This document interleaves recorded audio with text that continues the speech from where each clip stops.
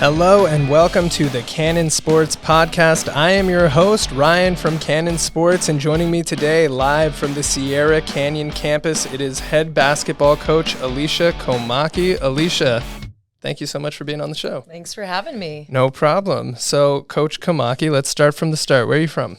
Orange County. Orange County? Okay, what part of Orange County? Well, I grew up in a small town called Villa Park. Okay, Villa So Park. that's why I went with Orange County. But Anaheim, Hills, Villa Park, Orange, that kind of area. All right, well, if you're listening from Villa Park, we've got a Villa Park Shout out native. Villa Park. All right. Now, growing up, what sports did you play? I played every sport growing up. Soccer, softball, volleyball, basketball. But basketball was definitely the one sport that I loved. And kind of wanted to sacrifice all the other ones to stick with basketball. Okay, so now at what point, because I grew up playing every sport as well, and then when I was younger, I kind of zeroed in on soccer, and then I went to high school and kind of lost my mind and played water polo. But so I never had like a sport that I was like super good at. At what point did you decide basketball was the one for you? Probably immediately. Yeah. It was third grade. Softball was the first sport that I played, just because it was probably the most accessible, outdoors Sure. and all that kind of stuff. So I had an older sister who was not very athletic, and she won't be upset that I said that. So she's 2 years older. So she was playing like a 6-year-old softball, and I was 4 and played on the team. And I was like one of the better players at 4. And I just remember I saw a sign, the way my dad always tells the story. There was a sign on like a chain link fence for rec basketball. And I was like, Dad, I want to play basketball. And he's like, okay. And I was kind of surprisingly very good at like 6 years old at basketball. I kind of had a interesting IQ for the sport at 6 years old. So I was good at it, but I just really enjoyed all the little intricacies of X's and O's at a young age, which is kind of strange. So the other sports that I played were really primarily in junior high school, playing for my private school that I grew up at, and that was it. And otherwise, it was basketball all the time, year round, nonstop. Okay, now what was your position when you played? I was a scoring point guard. A scoring point guard. All right, you were Steph Curry before Steph Curry, yeah? Yeah, there you go. No, actually, I really like to pass the ball, but I could shoot the ball as well. But I was a point guard. Okay, now I got to imagine that plays into that X's and O's you were talking about. Did you have an innate ability to see the floor and to just pick out like what you were going to do with the ball? Yeah, I don't want to keep tooting my own horn here about my IQ as a 6-year-old, but yes, ultimately speaking, I mean, I was the kid who was drawing. I had a mirror in my room, and I was drawing plays with like a whiteboard marker when I was like 8 years old. And wow. I enjoyed doing that. Bring them to the coach, like, Coach, we should run this, that kind of stuff. But I'm sure it was pretty annoying, but just kind of knew that I was really in love with basketball at a young age. Very cool. Now moving into high school, then basketball was your sport? Yeah, for sure. Okay, now where'd you go to high school? I went to Troy High School in Fullerton. Okay, so you were the Troy High School point guard? Yes, sir. All right. How'd that work out for you? How were you guys as a team when you were a player? Really good. We won a CIF championship my junior year. It was our big claim to fame. We actually beat the #1 team in the nation, was Ventura Buena. Yeah. And at that time, they were #1 in the country. They had 3 kids who went high-level Division I basketball, and we upset them in the CIF championship. So that was my junior year. Played for 3 CIF championships, only won 1 junior year, and then went on to a couple of state regional finals and things like that, but never took home a state championship as a player. All right, but a CIF, I mean, if you're listening from outside of the state of California, I mean, a CIF regional championship is a big deal. Like I said, I played water polo. We won a CIF regional championship my sophomore year, and it was a huge deal, so that's super cool. Yeah, sure. So win the CIF championship your junior year. After high school, where do you go to college? I went to Pepperdine. Pepperdine. Okay, so we've got Pepperdine, we've got University of San Diego, we've got the WCC All right, connection. WCC. There you go. Now, did you play at Pepperdine? I did. Awesome. How did that go for you? Not so good. Not as well as high school. Ultimately, the long story short, completely blew out my knee end of my freshman year. So I tore pretty much every ligament in my knee, and kind of started my coaching career a little earlier than I wanted to. Okay, now that was going to be my next question. What was the transition from playing to coaching for you? So I'm a little young for my grade, just by like a year. So I was turned 18 as a freshman in college. Mm-hmm. So kind of rode out my sophomore year as well through the injury. And then at that point kind of decided to start coaching. So my old high school coach, who's the winningest coach in California state history, Kevin Kiernan, who's currently at Mater Dei, reached out to me and wanted to know if I wanted to come coach the JV program at my alma mater. So I'm 19 years old and I'm coaching, roughly 15, 16-year-old girls. And just kind of credit to him that he always knew that I wanted to coach. Obviously, he coached me for 4 years and just kind of started my career early for me. So started coaching JV basketball there, did that for 3 years, and then kind of, under his tutelage and mentoring, same coach that I had played for. And when he left for Mater Dei, I stayed at Troy for another 3 years. And the new coach there that's still there, Roger Anderson, we coached for 3 years together on the varsity, and then took off to Mater Dei for 2 years. Very cool. Now, before your old coach had reached out to you, was coaching something that you had been looking to get into? I mean, you said from an early age that you had a mind for the X's and O's. So was that a path that you knew you wanted to take? Yeah, I would say 5th grade. I remember I had a great junior high coach that I'm still in contact to this day with, and he was just the coolest guy. He was coach, and he coached everything at I went to a small private school, so he coached every sport, girls and boys, did our PE classes, was the athletic, one of those, wore every hat. And I was just so captivated by the essence of coach, right? And so I always just kind of knew, beyond the fact that I was so in love with basketball, that I just really wanted to kind of mentor kids the way I felt that, he had mentored all of us. So, just kind of knew really early that was kind of the path that I wanted to go down. Very cool. Now, so your first job, you're 19, you're coaching JV girls basketball at Troy High School. What is the learning curve for you in your first experience coaching? I mean, were you pretty fishing in the water to it, or was there some stuff that you had to pick up along the way? It's kind of hard to remember that far back. Ultimately, I remember feeling very comfortable. Mm-hmm. Part of that was because I was coaching in a system that I was very familiar with, that I had played for 4 years and had success in. The varsity coaching staff all, of course, knew me, and so they were very supportive, just kind of let me really do my thing. I don't really remember there being, of course, there was conversation like, we run man-to-man defense, so you're not going to play a zone or stuff like that. Sure. But they really let me be my own coach, which was fantastic. So I think the biggest challenge was the age difference, and that I was the type of player and the type of coach who likes to have fun. Sure. And so I'm trying to have fun, but I'm so close in age to the kids I'm trying to have fun with. So then there's that balance of how do I make them work hard and respect me, but still try to have fun, which is still a challenge, to this day of wanting kids to be able to be themselves and show their personalities and enjoy the sport, but not cross that line of I'm your friend, right? Sure. And when you're 19 and 14, 15, that's a much tougher gap than it is nowadays. But I think that was probably the biggest challenge for me. I always felt very comfortable in knowing my X's and O's and my relationships with the kids, and my support from the varsity coaches, but that was probably the biggest challenge. Very cool. Now, what was the process like as well, going from a player to now being a coach? I find like there were probably things that you as a player picked up on very easily that now as a coach you're having to communicate to athletes that maybe aren't getting it as quickly as you did as a player. So was that a bit of a exercise in patience in terms of learning how to communicate things that maybe you as a player knew that now you're having to teach?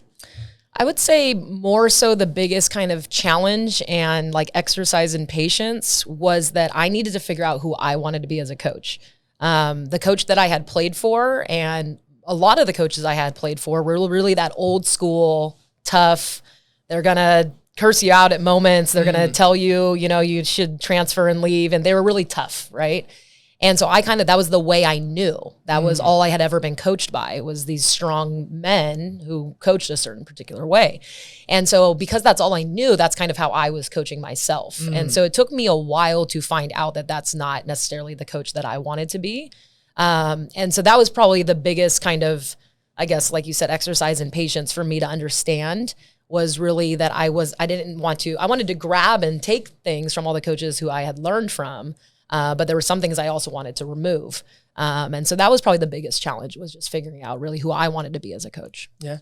Now, going from the JV to the varsity level, when did that jump happen for you? After 3 years. After 3 years. Yeah. Okay. And what was the jump like that you saw in terms of not only coaching, but maybe the competition, or a little bit more advanced in the coaching and the X's and O's? What was the jump like from JV to varsity?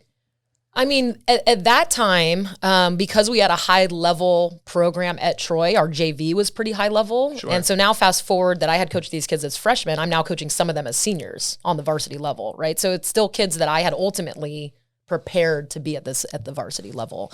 And I'm still not far removed myself, right, from being a player and understanding all that stuff. So of course the tempo's different, the expectations are different, the level of work ethic and the amount of time and discipline and commitment and all those things that you put into it are going to be different going from a JV sport to a varsity sport. On top of all that, we were one of the top teams in the area. So we had our own expectations as a coaching staff and as players who played there.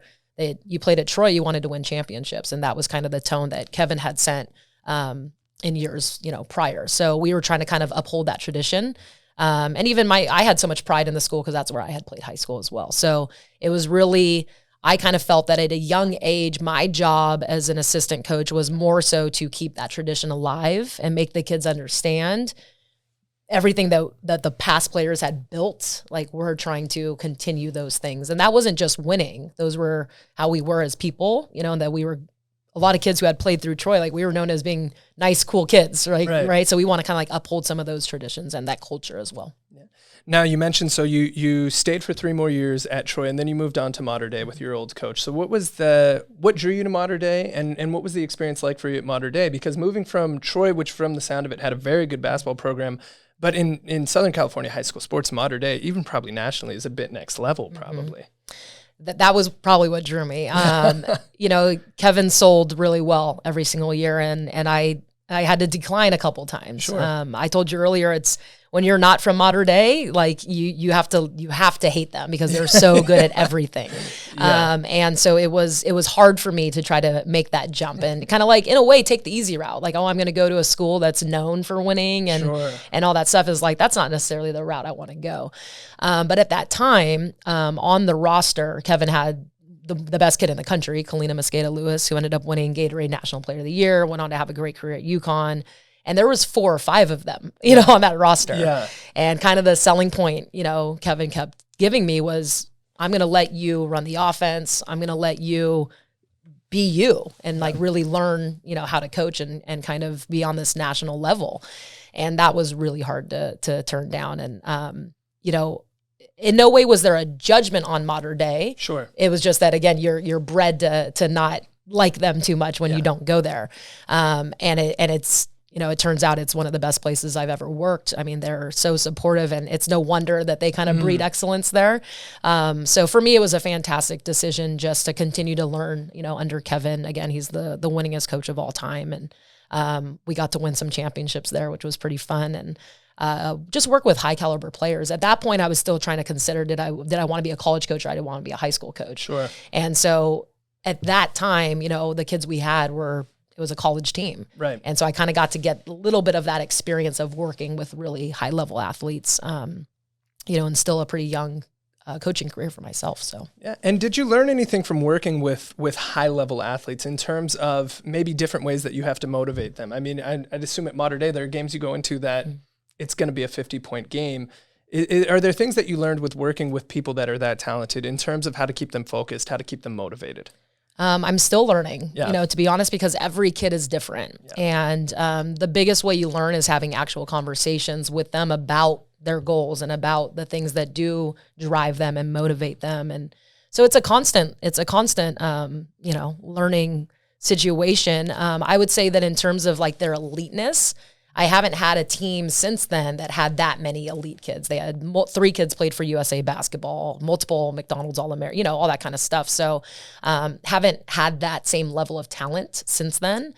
But ultimately, I think what drove all of us was championships, and when you're at a place like that and the expectation is winning and you're a kid going there because you want to win. And so ultimately it made it easier because we're all on the same page. Everybody's working hard. Everybody's, putting in the work and the extra effort outside of, practice time and all that stuff. So I would say the biggest thing that I just learned was seeing how a particular individual at that level puts in the extra work, and sometimes they don't, sometimes a kid is just so that talented that they don't really have to, but these kids did, they worked hard all the time. They found that time outside of our practice time to watch film and to, do all those things. So I learned as a coach how to prepare to be elite from my time at Mater Dei. Now, moving on from Mater Dei, your next job was here at Sierra Canyon. So what was it about Sierra Canyon that drew you to it? And what was the process like of getting that job? Well, I'll be very, very honest. When I applied 10 years ago, it's my 10th year at Sierra Canyon, I don't think not only did I not know what Sierra Canyon was, I don't think a lot of people knew what Sierra Canyon was. Yeah. They had, at that point, 4 graduating classes. It was still a very, very young school. And so what drew me to it was that it was posted on the CIF website and it had a PE teaching job with it. Yeah. And the route I always wanted to go was going through a private school. I just, I had a master's degree, but I didn't have a teaching credential. And so I kind of just knew I wanted to get into the administrative route, and that a private school was probably going to be the best way that I could do that. And so it checked the box that it was a private school. It checked the box that it was close enough to home, and it checked the box that it had, a teaching job with it. And that's ultimately the positions that I was going for. And so that's what drew me here. Yeah. And, the great stories about Sierra Canyon that so many of our coaches who have been here for multiple years can tell is that growth, and that now, we have a name for ourselves. But 10 years ago, I definitely didn't know I was getting myself into. Yeah. Now moving to Sierra Canyon, was this your first head coaching position? What was that jump for you, like going from an assistant role to now the head coaching, you're the head of the program? What all came with that, and what did you have to learn? And we'll get to it in a second, but by the sound of it, learned very quickly. Mm-hmm. Ultimately, the first word that comes to my mind was excitement. It was like, I've been waiting for this since I was a fifth grader, right? Yeah. So I've always known I was going to be a head coach. And I had of course it's very, very different, but I had a head coaching experience in terms of club basketball and doing clinics and camps and every aspect of basketball that I could get my hands on. And then, absolute credit to Kevin, because he gave me a lot of head coaching responsibilities that would prepare me for the moment that I would get my shot. So I was already used to putting together a scouting report and was used to running a practice or putting together a practice plan and all the little things that, the little details and stuff of being a head coach. The stuff you're not prepared for necessarily would be dealing with parents, dealing with administration, dealing with all the other stuff that the head coach has to deal with that, as assistant coach, we kind of just, stand back and watch. Right. So, and I was able to deal with some of that as well. Cause again, he knew he was preparing me to be a head coach. And, so, got to talk to some parents occasionally or got to, sit in on certain meetings or whatever it may be. So I felt very prepared. And that's kind of like a staple of our program here is preparation. So I always felt that I was going to be prepared for, kind of whatever was thrown at me as a head coach. But I think the best part about it is the support that Sierra Canyon offers.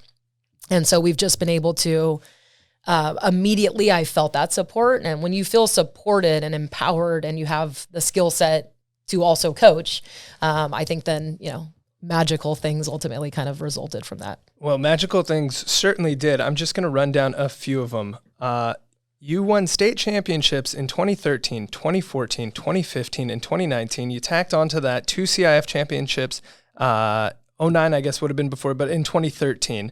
That is ridiculous. So 2013, 2014, 2015, those are your first 3 seasons, and you win 3 state championships. I believe the first high school program to win a 3-peat of state championships in girls basketball.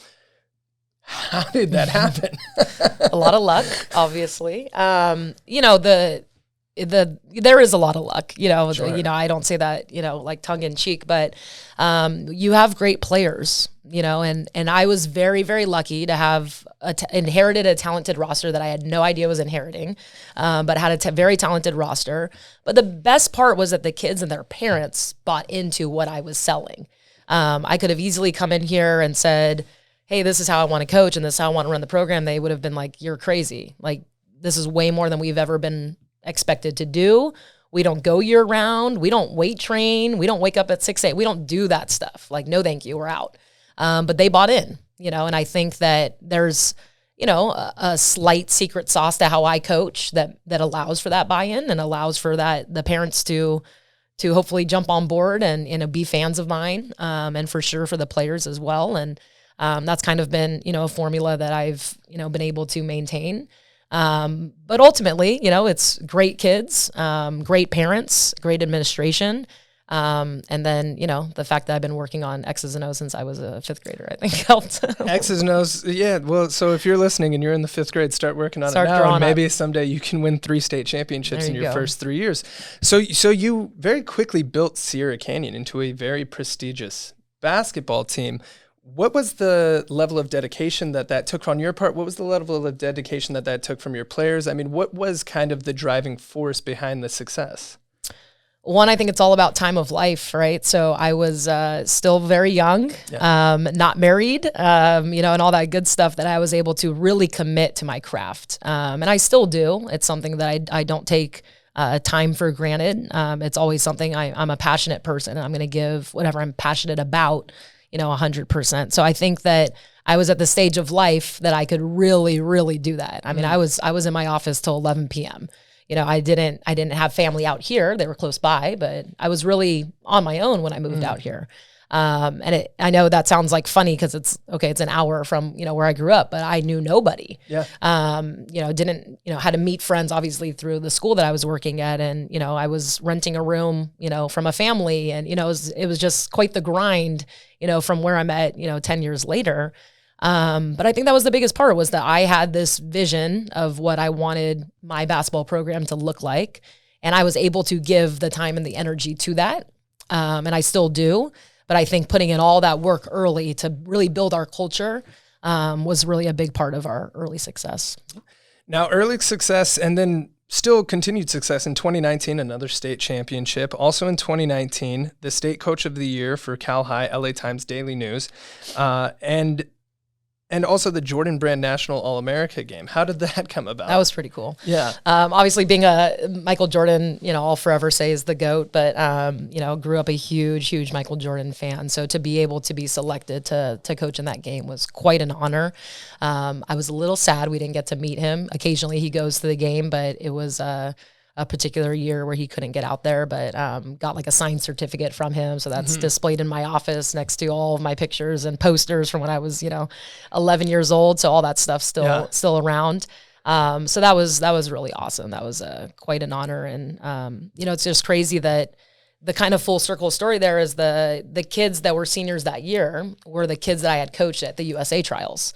So I actually knew a good, more than half of the kids that were selected for that team. Not knew them well, but I at least already had, known their story and knew their names.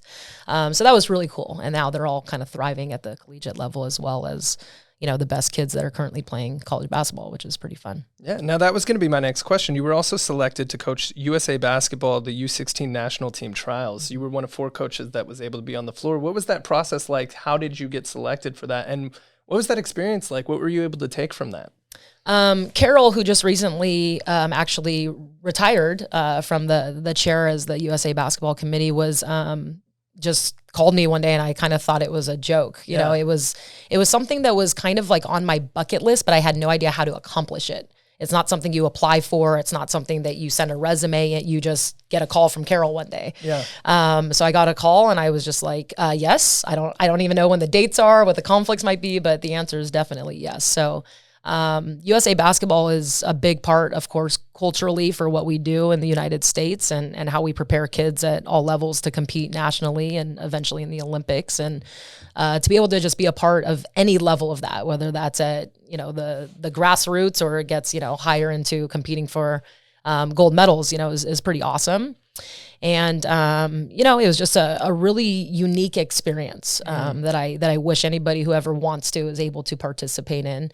It is quite the challenge for the kids. As coaches, we're going through it. We're on our feet a lot. We're on the court a lot. But for the kids, it's really a unique challenge to make a USA basketball team. And I think sometimes people who have never been a part of that experience don't quite understand that the work that these kids go through, the rigor really that they go through to make a team of that caliber. So to be able to kind of witness it and again see these kids now thriving at the collegiate level is pretty special. Yeah.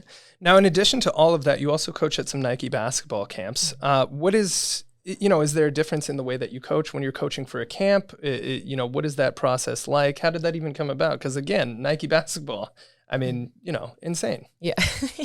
That's flattering. Thank you. I won't give you the full details because then it might not sound so insane. But I have a great relationship with US Sports Camps, and they're actually the ones who have the rights to put on Nike basketball camps. So I'm, I think, in maybe my 6th year or so running my own basketball camps through Nike on our campus at Sierra Canyon. And it's just been a great relationship with them, and they treat me well and all that stuff. And the crazy thing is just how quickly these camps sell out, and that so many kids want to ultimately learn, from us and from our staff is pretty awesome.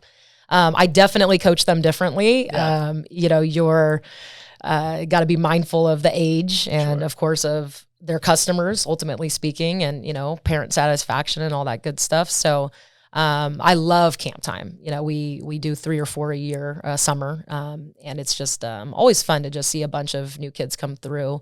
One of my kind of proud moments is that I always know every single kid's name that comes to our camp. And that's over 300 and something a summer. And when I see them at the grocery store, if I see them at an event at Sierra Canyon or whatever it may be, I love that I actually get to know their names. So for me, that's a big part. And I think that's probably why we keep getting kids coming back. Very cool. Now coming back to Sierra Canyon. So you started here 10 years ago, and as you said, the school was not super well known.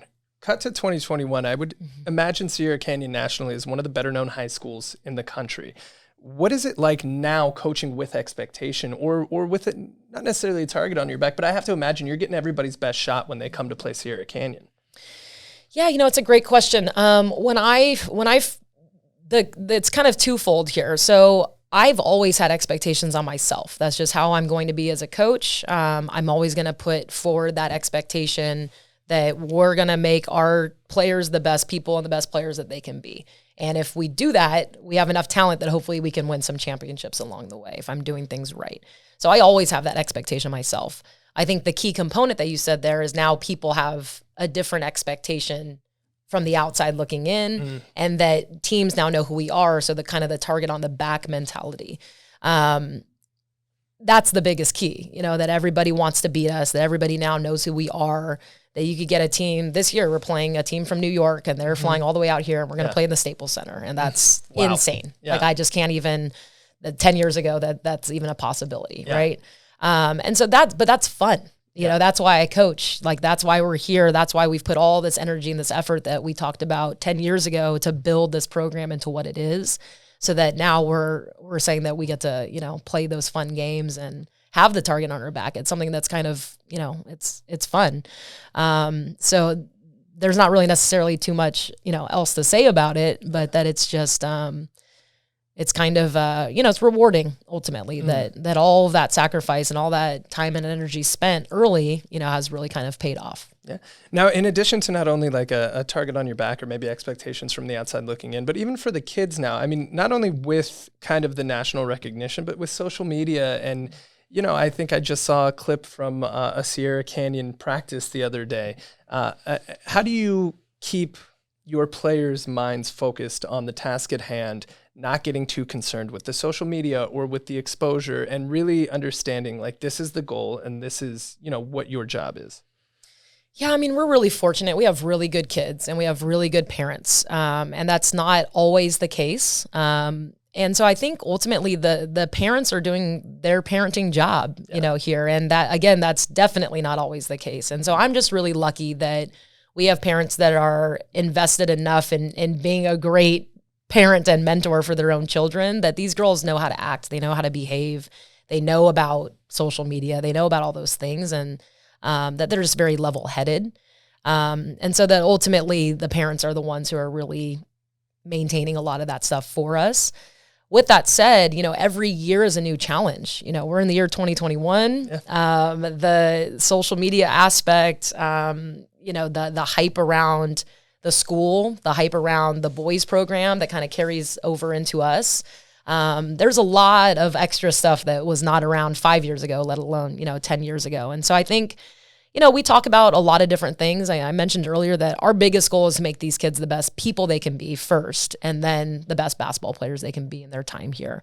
And in a lot of those conversations of character development, we talk about things like humility, and we talk about patience, and we talk about discipline and commitment, and whatever our words are, we talk about those things, and we relate it to, of course, their lives. And so we have conversations about things like social media and level-headedness and whatever that may be. Our theme this year, we always have a theme of the year. So our theme this year is our legacy. And the kind of like tagline underneath it is all work, no hype. So we really want, the players to understand that kind of, if I'm going back, 18 years ago to when I was the JV coach, and that was my bridge, was I was trying to make sure the kids that were currently playing for Troy High School understood what all the kids who came before them did to build that program, right?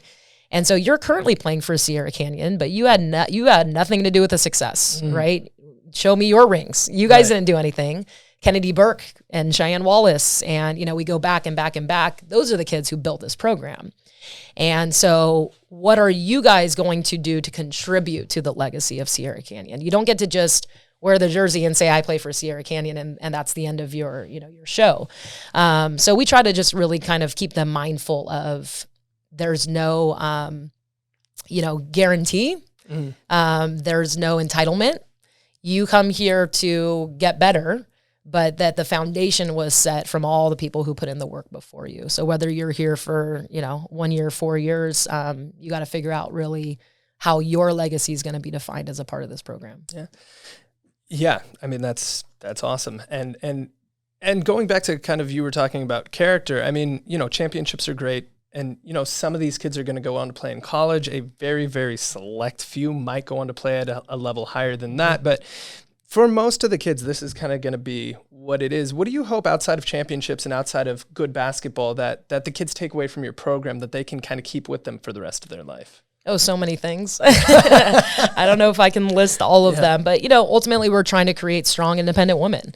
And that I'm a big believer. I majored in recreation and sports and got a master's in coaching and athletic administration. I'm a big believer in sports, big believer in what it can do to change your life as you're currently playing, but all the things that playing with a team and accountability and time management, all those things that sport offers, and we can make that list full of 1,000 different things, that those are the things we want them to take away. Because like you said, especially with women's sports, you're not all going on to the next level, and you're all not going on to the level after that. You're gonna be women, and you're gonna be mothers maybe, and you're gonna have families, and you're gonna have jobs. And what are you going to take away from basketball and being part of a team and part of a family in our time together that's going to prepare you to do all those things, hopefully kind of the right way.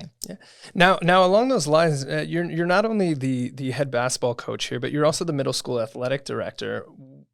What responsibilities does that bring on in addition to just being the basketball coach? And kind of what do you hope that the middle school kids are taking away from their time doing athletics here at Sierra Canyon? Well, responsibility is a whole lot of things. You name it, and I'm doing it. So, ultimately, again, the belief in sports, right, is that we really want the kids at whatever level that they're at, whatever sport that they're playing, that they're having a good time, one.